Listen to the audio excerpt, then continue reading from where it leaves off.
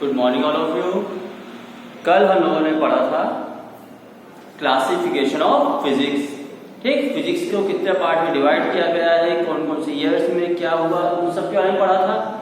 अब आज हमको जो पढ़ना है वो है conservation laws and physics in relation to other branches of science. ठीक, कंजर्वेशन आपने छोटी क्लासेस में पढ़ा है। कंजर्वेशन क्या होता है? जब किसी भी चीज को ना तो हम क्रिएट कर सकते हो ना ही डिस्ट्रॉय कर सकते हो, सिर्फ क्या कर सकते हो, एक फॉर्म से दूसरे फॉर्म में चेंज या एक सब्सटेंस से दूसरे सब्सटेंस में चेंज कर सकते हो, उसको बोलते हैं कंजर्वेशन। ठीक, तो laws of conservation use physics में बहुत ज्यादा किया जाता है, तो कहां कहां यूज होता है वो पढ़ना है। और physics in relation to other branches of science, जो साइंस के अदर ब्रांचेस है उनका फिजिक्स से क्या रिलेशन है, फिजिक्स ने अदर ब्रांचेस में क्या योगदान दिया है, इन सब की स्टडी ये आज पढ़ना है। तो सबसे पहले कंजर्वेशन ऑफ लॉज। जो लॉज ऑफ कंजर्वेशन है वो 4 टाइप्स के, 4 पार्ट में डिवाइड किया गया है। फर्स्ट है law of conservation of linear momentum. Law of conservation of linear momentum. Linear सबसे जानते अपन एक स्ट्रेट लाइन में, और मोमेंटम छोटी क्लास में पढ़ा है अपने, मोमेंटम होता है P equal to mass into velocity.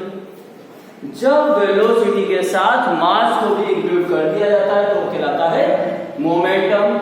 ठीक है, तो law of conservation of linear momentum क्या है? If an object is moving in a straight line, then it will be moved in that straight line till then no external force is applied on it is called law of conservation of linear momentum।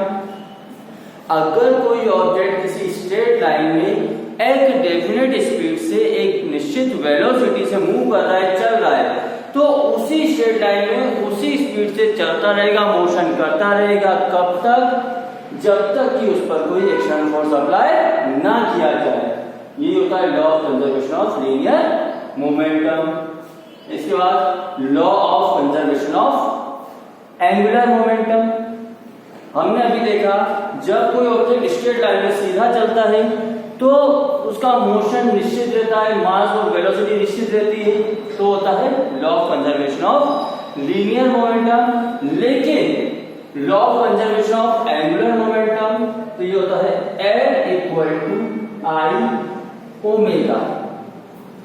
ठीक, L equal to I omega इसका formula होता है। और होता क्या है? सबसे पहले एंगुलर क्या होता है? हमने देखा जब हम टर्न पर मूव करते, जब स्ट्रेट लाइन में जा रहे हैं, कोई मोड़ आया, बाइक स्लो करी, और टर्न पर जब मुड़ते हैं या कोई गोल पाथ है, गोल रास्ता, उसमें हम राउंड राउंड मूव कर रहे हैं, तो इस टाइप का जो मोशन होता है वो कहलाता है एंगुलर मोशन। और इस कंडीशन में जो मोमेंटम होता है वो कहलाता है एंगुलर मोमेंटम। तो सेकंड है law of conservation of angular momentum. If an object moves in an angular path with a constant mass, then it will be motion till then no external force is applied on it, that is called law of conservation of angular momentum। अगर कोई object किसी angular path पर definite speed से motion कर रहा है तो उसी पाथ पर मोशन करता रहेगा। कब तक? जब तक कि उस पर कोई एक्सटर्नल फोर्स अप्लाई ना किया जाए। यही कहलाता है law of conservation of angular momentum. ठीक है बच्चों, इसके बाद आता है law of conservation of energy. ये भी आपने पढ़ा है 9th-10th में। सन से एनर्जी मिलती है, उस एनर्जी का यूज करके प्लांट्स और ट्रीज फूड बनाते हैं, वही फूड ट्रांसफर होती है। जो वेजिटेरियन होते हैं, जो जीव पेड़ पौधों खाते हैं, उनमें एनर्जी ट्रांसफर होती है, और फिर वही एनर्जी ट्रांसफर होती है जो इन जीवों खाते हैं उन एनिमल्स में। ठीक, और जब वो एनिमल्स डेड हो जाते हैं तो वही एनर्जी वापस एटमॉस्फेयर में चली जाती है। पढ़ा ये एनर्जी साइकिल पढ़ी होगी आप लोगों ने छोटी क्लासेस में, तो वही होता है लॉ एनर्जी। तो according to this law energy can neither be created nor be destroyed, it only can change one form to another form and one substance to another substance. ना तो हम एनर्जी को क्रिएट कर सकते हैं, ना energy को डिस्ट्रॉय कर सकते हैं, सिर्फ इसको एक फॉर्म से दूसरे फॉर्म में और एक सब्सटेंस से दूसरे सब्सटेंस में ट्रांसफर कर सकते हैं। सिमिलरली डैम होता है, जो बांध बनाए जाते हैं, वहां पर वाटर को स्टोर करके रखा जाता है और उसके बाद उस वाटर को रिलीज करते हैं, जिससे वाटर टरबाइन पर गिरता है और टरबाइन मोशन करने लगता है। टरबाइन के मोशन करने से इलेक्ट्रिसिटी जनरेट होती है। तो इसमें जब पानी रुका था तो उसमें पोटेंशियल एनर्जी स्टोर थी। जब बांध का या डैम का गेट ओपन किया गया तब वो वाटर टरबाइन के ऊपर गिरा, मतलब वही एनर्जी पोटेंशियल एनर्जी काय में कन्वर्ट हुई, काइनेटिक एनर्जी में। और टरबाइन के मोशन करने से इलेक्ट्रिसिटी बनी, वही काइनेटिक एनर्जी कन्वर्ट हुई इलेक्ट्रिक एनर्जी में। मतलब इस पूरी साइकिल में ना तो हमने एनर्जी को क्रिएट किया है और ना ही एनर्जी को डिस्ट्रॉय किया है, सिर्फ एक फॉर्म से दूसरे फॉर्म में कन्वर्ट किया है।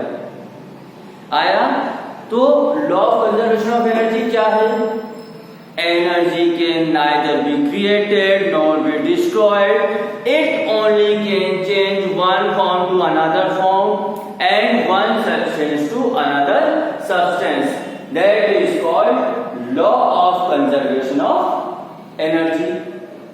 ठीक है? अब fourth one is law of conservation of charge. Law of conservation of charge Hindi में इसको बोलते हैं आवेश संरक्षण का नियम। ये भी आप केमिस्ट्री में पढ़ेंगे, 9th में भी आपको केमिस्ट्री में पढ़ा होगा। कोई भी सब्सटेंस होता है उसके बीच में होता है न्यूक्लियस। न्यूक्लियस में होते हैं प्रोटॉन एंड न्यूट्रॉन, इसके आसपास होते हैं ऑर्बिटल और इस ऑर्बिटल में इलेक्ट्रॉन्स मूव करते हैं। सपोज एक एग्जांपल लेते हैं, यहां पर जो ऑर्बिटल है इसमें 2 इलेक्ट्रॉन हैं और बाहर के ऑर्बिटल में 4 इलेक्ट्रॉन्स हैं। और हमेशा जब कोई सब्सटेंस न्यूट्रल होता है तो उसमें जितने इलेक्ट्रॉन होते हैं उतने ही प्रोटॉन होते हैं। तो कितने इलेक्ट्रॉन देखिए, 4 into 6 इलेक्ट्रॉन्स हैं, तो प्रोटॉन भी कितने होंगे, 6। ठीक है? जितने इलेक्ट्रॉन होते हैं किसी सब्सटेंस में उतने ही प्रोटॉन होते हैं। इलेक्ट्रॉन के ऊपर होता है नेगेटिव चार्ज और प्रोटॉन के ऊपर होता है पॉजिटिव चार्ज। न्यूट्रल जो होता है न्यूट्रॉन, उस पर कोई भी चार्ज नहीं होता है। ठीक है? हमेशा किसी भी सब्सटेंस में सेंटर में होता है न्यूक्लियस, उसके आसपास होते हैं ऑर्बिटल, ऑर्बिटल्स में इलेक्ट्रॉन मूव करते रहते हैं और किसी सब्सटेंस में जितने भी प्रोटॉन होते हैं उतने ही इलेक्ट्रॉन होते हैं। इस कंडीशन में सब्सटेंस को बोला जाता है न्यूट्रल। फिर जब कोई भी केमिकल रिएक्शन होती है, रासायनिक अभिक्रिया होती है, तो केमिकल रिएक्शन हमेशा या तो आउटर मोस्ट ऑर्बिट के इलेक्ट्रॉन रिलीज होंगे या इलेक्ट्रॉन गेन होंगे। सपोज हमने कोई केमिकल रिएक्शन कराई, उसमें यहां से एक इलेक्ट्रॉन रिलीज हो गया, एक इलेक्ट्रॉन यहां से बाहर आ गया, इलेक्ट्रॉन रिलीज हुआ, मतलब अब इलेक्ट्रॉन हो गए इसमें 5 और प्रोटॉन 6 थे तो प्रोटॉन 6 ही रहेंगे। आया समझ? केमिकल रिएक्शन हुई, उस केमिकल रिएक्शन में एक इलेक्ट्रॉन रिलीज होकर बाहर चला गया तो इलेक्ट्रॉन कम हो गए लेकिन प्रोटॉन उतने ही रहे। इस कंडीशन में प्रोटॉन ज्यादा है तो हम बोलेंगे इस सब्सटेंस के ऊपर पॉजिटिव चार्ज है। ठीक है? सिमिलरली इसी प्रकार माना कि कोई दूसरी केमिकल रिएक्शन हुई, वापस हम इसको पहले से ही कर देते हैं, 6 इलेक्ट्रॉन एंड 6 प्रोटॉन।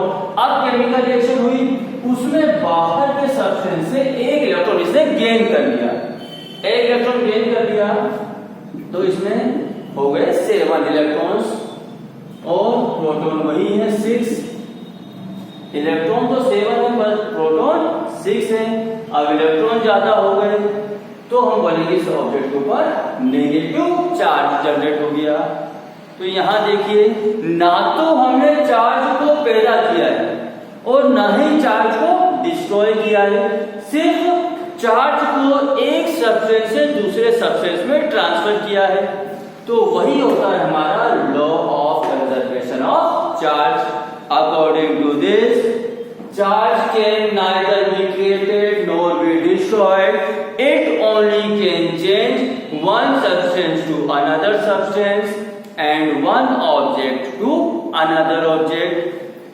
किसी भी केमिकल रिएक्शन में ना तो चार्ज को हम जनरेट कर सकते हैं, ना तो चार्ज को हम पैदा कर सकते हैं और ना ही चार्ज को डिस्ट्रॉय कर सकते हैं, चार्ज को खत्म भी नहीं कर सकते हैं। सिर्फ इसको एक सब्सटेंस से दूसरे सब्सटेंस में ट्रांसफर कर सकते हैं या इसका जो पोजीशन है वो चेंज कर सकते हैं। तो law of conservation of charge क्या है? Charge can neither be created nor be destroyed. It only can change one substance to another substance and one form to another form. That is called law of conservation of charge.